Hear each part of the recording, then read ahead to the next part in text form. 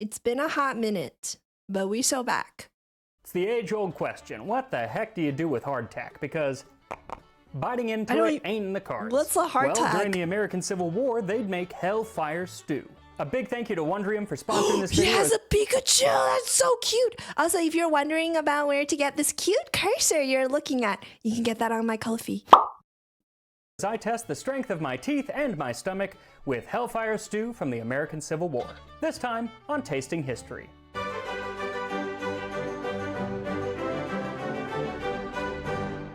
No, I've never One noticed. of the main ingredients in Hellfire Stew is hardtack. And as it happens, last year I made some hardtack and I still have quite a bit left over, so that's what I'm going to be using. Now this is actually called a ship's biscuit. They are one and the same. Hardtack was a term that was used later during the American Civil War.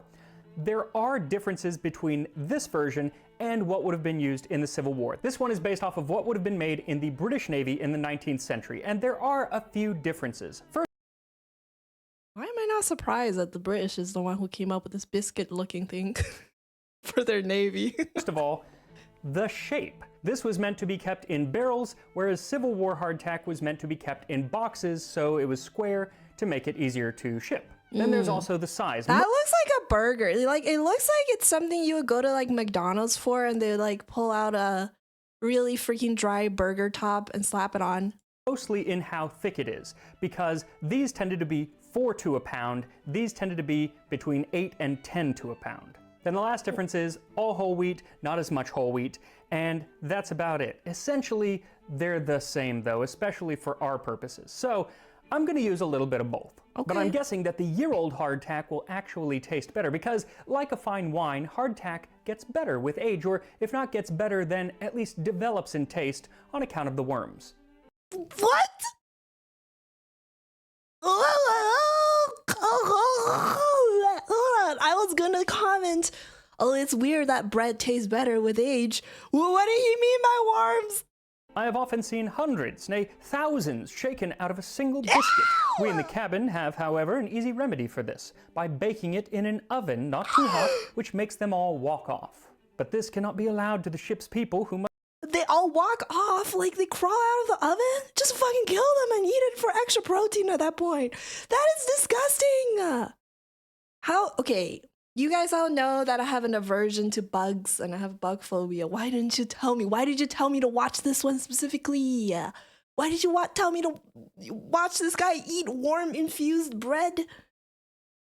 Must find the taste of these animals very disagreeable, as they every one taste as strong as mustard. Ugh. Sadly, no worms found their way into my hardtack, so I will just have to pretend. Shut up. Now today's recipe comes from the diary of William Bircher, who was a drummer boy in the 2nd Regiment Minnesota Veterans Volunteers. When, as was generally the case on a march, our hardtack was broken into small pieces in our haversacks, we soaked these in water and fried them in pork fat, stirring well and seasoning with salt and pepper, thus making what was commonly called a hell-fired stew.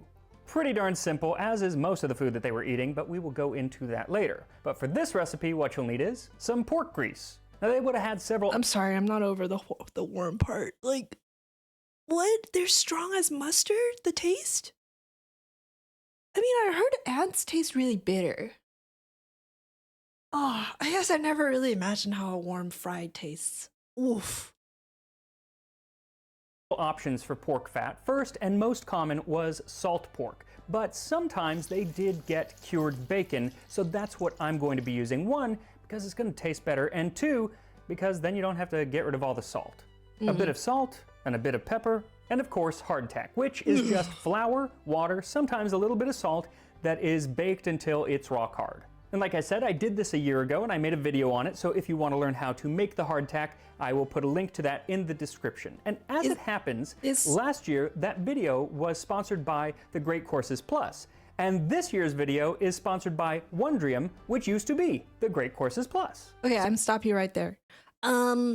Is the purpose of hardtack just like baking the heck out of it just so that there's less moisture inside and it's shelf stable for travel? Is that the whole purpose? Because it's for ships? What about honey ants? What? I don't know. I only know ants taste really bitter because Edward Elric from Full Metal Alchemist ate some. You've never accidentally eaten an ant? No. I mean, like, I feel like when I was really young and I yawned a lot, like 1 or 2 flies probably went in there, but like not on purpose. Hi, Leaf.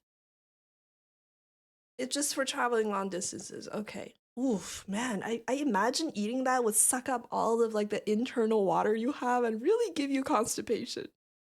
So, big surprise here, I love learning. And whether I'm cooking in the kitchen or playing with my Lego, that learning comes in the form of lectures on Wondrium.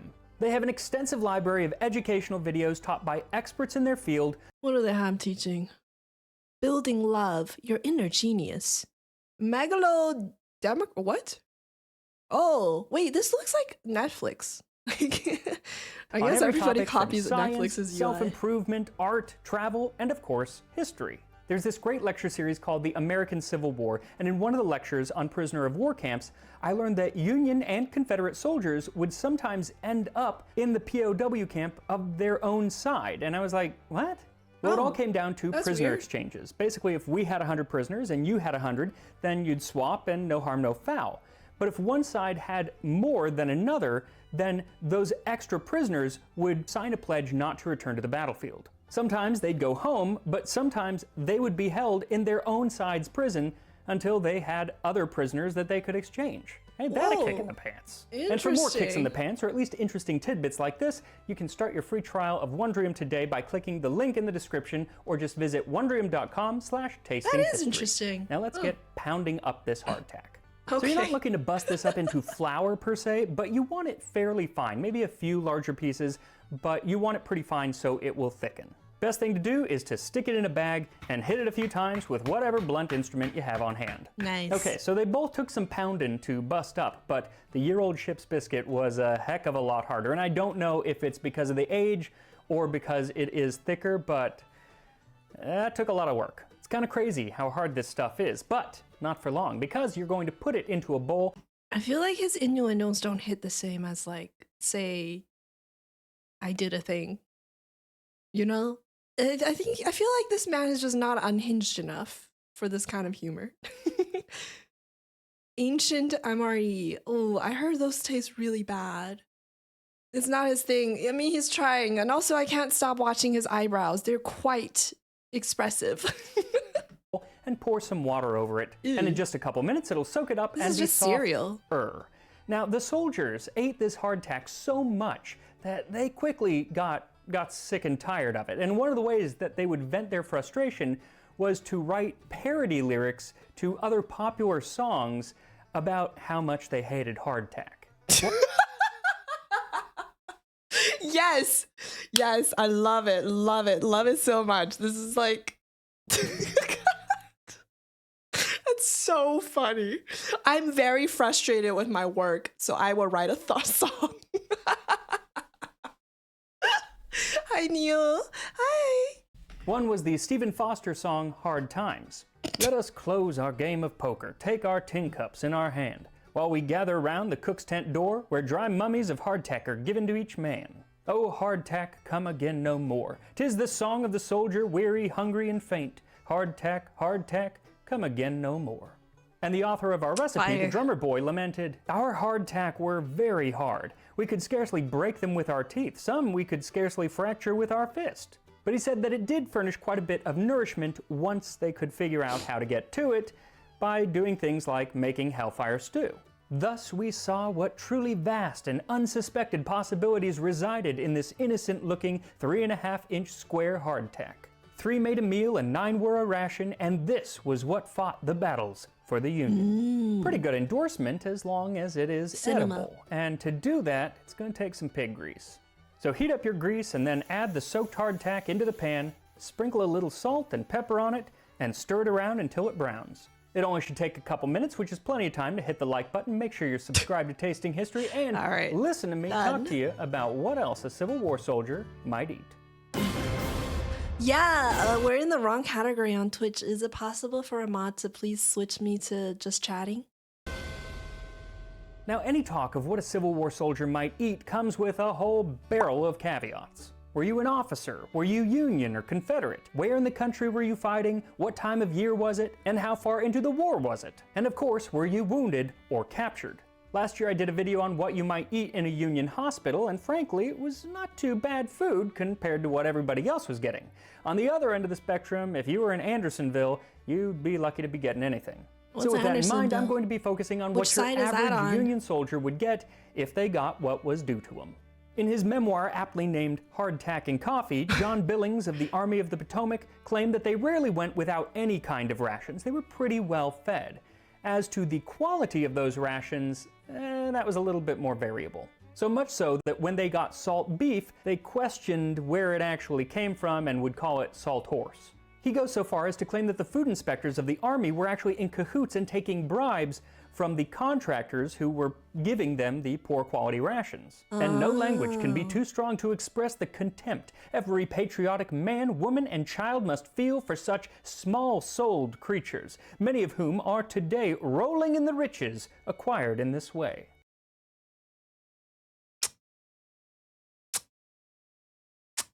There's a comment to be made here, which I will not be making because I love Jeff Bezos. But provided everything was on the up and up, the soldier in camp should expect to get some variation of salt pork, fresh beef, salt beef, rarely ham or bacon, hard bread, soft bread, potatoes, an occasional onion, flour, beans, split peas, rice, dried apples, dried peaches, desiccated vegetables, coffee, tea, sugar, molasses, vinegar, candles, soap, pepper, and salt. Man, the vegetables got all of like that every day. It was always some variation, kind of came piecemeal, and that was only if they were encamped. If they were marching, they got 1 pound of hard bread, 3/4 of a pound of salt pork, or 1 1/4 pounds of fresh meat, sugar, coffee, and salt. Can't forget coffee in a war. When you were in camp, you saved a little bit of that ration back for those days that you were out marching. And there are a few reasons why those two rations were so different. First was that the supply train was often well behind the majority of the marching army. Another was that while they often brought herds of cows with them, they needed to set up camp in order to slaughter and butcher them for meat. Now, to break down some of these rations and discuss what the men made of them, we should start with the staple, hardtack. According to John Billings, there were actually 3. Why does he have that expression? I can't. Desiccated just means dried, but they already used dried. They said dried apple, dried peaches, and then desiccated vegetables. Why not dried vegetables? 3 kinds. The first was the kind that was so hard that you really couldn't eat it. This was the best kind. The drummer boy who wrote our recipe claims that the hardness came from its age. For there was a common belief among the boys that our hardtack had been baked long before the beginning of the Christian era. This opinion was based on the fact that the letters BC were stamped on the cracker boxes. BC likely stood for Brigade Commissary or else the company that provided them. The other 2 types of hardtack were soggy and moldy, usually because of bad storage, and ones infested with worms, maggots, and weevils. And if a man got either of these types, they were supposed to be able to take them back and swap them out for some good hardtack, provided there was any good hardtack left, and provided that they knew that it was bad, because in the dark, it could be hard to tell. Ew. And it was no uncommon occurrence for a man to find the surface of his pot of coffee swimming with weevils after breaking up hardtack into it, which had come out of the fragments only to drown. Though he says that once skimmed off, they left no discernible taste. But even if you had the best kind of hardtack, you had to do something to it to make it edible. And the drummer boy says that there were 15 distinct ways of doing this. One, of course, was our stew today, the Hellfire Stew. Another was called skilly-gally, and they're actually very, very similar, though it was described as a dish to make the hair curl, and certainly was indigestible enough to satisfy the cravings of the most ambitious dyspeptic.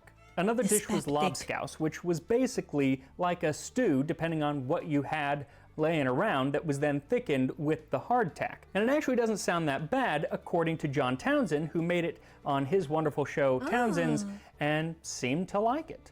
But as palatable as lobscouse sounds, there's another concoction that sounds a little bit less so, and that was if you were out marching and didn't have time to make a fire, but were really, really hungry and willing to risk your teeth, then they would eat hardtack in the raw state. In order, however, to make them somewhat more palatable, a thin slice of nice fat pork was cut down and laid on the cracker, and a spoonful of good brown sugar put on top of the pork, and we had a dish fit for a soldier. Of course, the pork was raw and had just come out of the pickle. Oh no! Sugar, yay. Wait, raw pork contains potentially parasites. Raw pork is not safe to eat raw. Ooh. Maybe times were different back then. I mean, they were eating worms in the bread. I guess it doesn't make much of a difference where the worm is coming from. Oh, it's pickled. I see. Okay. Raw salted pork? Nay.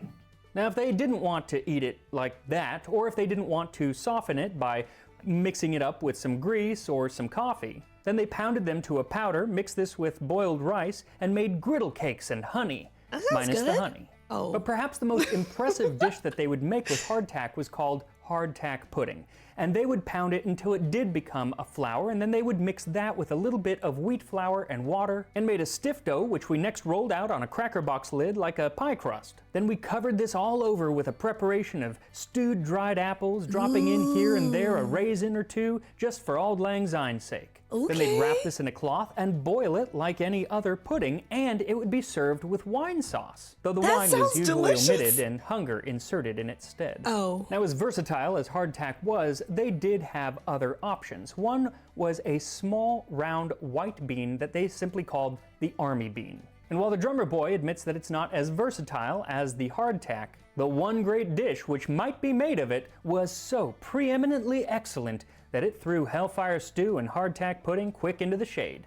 That dish was baked beans, and I have to admit, baked beans is one of my favorite foods, though today it usually does have sugar in it. That they made it was simply with beans, water, pork fat that was left to slowly simmer in a pot overnight on hot coals. Now, if you were set up in camp for a little while and the supply lines were running as they ought to be, then the food did get quite a bit better. First of all, you had access to that fresh meat and to a lot of fresh bread. When encamped, they would build ovens, and a lot of them. When the army was encamped outside of Petersburg, Virginia, General Grant ordered the civilian bakers at City Point to tend those ovens, and they would bake 123,000 loaves of bread every single day. Whoa. Now, all of these rations, whether it's the hardtack, the pork, the beans, or the coffee, everything came in really large quantities, usually meant for 100 or more men in big sacks and big boxes. These would then be given to the orderly sergeant for a company who was in charge of doling them out evenly to the men. And it seemed though I have no conception of like military ranks, like sergeant, major, lieutenant, major. I don't know. But it sounds important. Baked bean are an old dish. Yeah, but I just thought, I mean, it makes sense. Baked beans are quite nutritious, but I thought it was going to be something a little bit more luxurious. Hardtack has some worms. Germ theory also didn't really exist. I'm learning. Yeah, they are very high ranking. Which one? the most popular way to do this was to lay out a big blanket and then put all of the rations in little piles for each man. And to prevent any charge of unfairness or injustice, the sergeant would turn his back on the rations and take out his roll of the company. Then someone else would point to a pile and ask, "Who shall have this?" And the sergeant, without turning, would call a name from his list. William Bircher, our drummer boy, gives a kind of a sad... It's RNG! They got gacha back in the Civil War era? I know what. Gamba time. Luxurious in the army? Okay, you're right. My bad. account of how this process changed throughout the course of the war. At the beginning, it took quite a long time because they had 100 men in the company and they had a lot of rations coming in. But after we had been in the field a year or two, the call, "Fall in for your hardtack," was leisurely responded to by only about a dozen men. Lean, sinewy, hungry-looking fellows, each with his haversack in hand. So there is so much more information on this topic. Nobody cares about hardtack after a certain while. Sad hardtack. Can you re-roll? Wait. If you're not happy with your rations and you want to trade with somebody, but they won't trade, you can't just beat them up and take it, right? That would be insubordination. Right? Like, that's, yeah. That I could cover. I'm not going to because this video I think is already getting quite long, but I am going to cover specifically coffee, Civil War coffee, in an upcoming drinking history video, so be on the lookout for I that. want to watch a But for drinking now, history. It's time to try our Hellfire Stew. So once it's well browned, just take it off the fire and serve it up. And here we are, Hellfire Stew from the American Civil War. That looks like tofu. Not gonna lie, looks like dog food. Premium dog food. Okay, look, I eat tofu, and okay, it's not dog food. Dog food. Smells pretty good though. It smells like bacon grease. Let's give it a chance. Did you put salt? That's really weird. Might be the worm? The texture is really weird. It's probably a worm. It's gonna get stuck in every crevice of your mouth. It actually, the flavor is not that bad. It kind of reminds me of chorizo.